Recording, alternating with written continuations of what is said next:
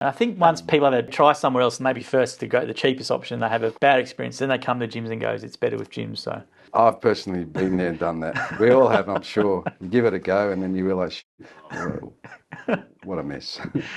why is it a separate division for each one? Yeah. Initially, we started off allowing all franchisees to do every service, and we worked out that to be a specialist in an industry, you need the right training and the right equipment. Say carpet cleaning, for instance, minimum investment for the machinery is about $15,000 and it goes up to $50,000, $60,000. So the more you spend on your machinery, the better job you're going to get, and the faster you're going to do it. So we just thought if we separate them and then each franchisee can be a master of what they do, predominantly, what do they say? Jack of all trades, master of none. And that's kind of what was happening initially. But now whoever does carpet is almost like a carpet doctor. They know everything about it. They understand the fibers, the drying time, and it works so much better. So the customer gets more value because they get a better job, and the franchisee gets more rewards because they can actually do a better job, and there's no callbacks or complaints. So it's pretty good. It is very good, and I think that's the thing where customers need to know the value. Obviously, some people just want to do price and pay $30 an hour and all that sort of stuff, and they have a bad experience and they come to gyms. So is that for you the biggest thing probably from customers to know is this the person they're getting from the cleaning group is just a specialist in that activity? Correct. Yeah. That is probably our biggest power, that whoever's doing the job is fully trained and insured for that service. Like I said, almost like a doctor in that field. And the most good thing about it is we're now become available. So if you call a carpet cleaning franchisee anywhere in Australia, we've got someone available for you. They're always available. And that's probably the second biggest power that we have, because it's so easy to book an independent on the phone, but it doesn't guarantee they're going to turn up.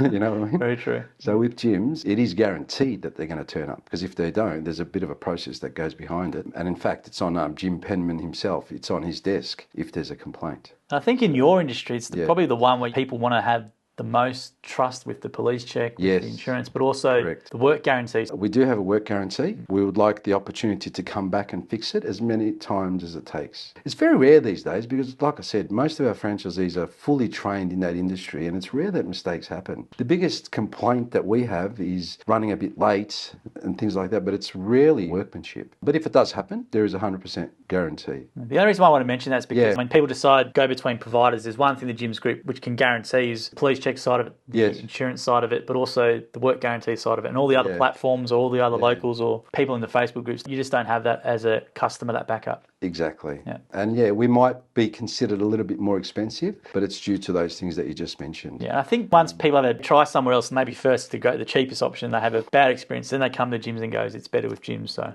I've personally been there and done that. We all have, I'm sure. You give it a go and then you realise, what a mess.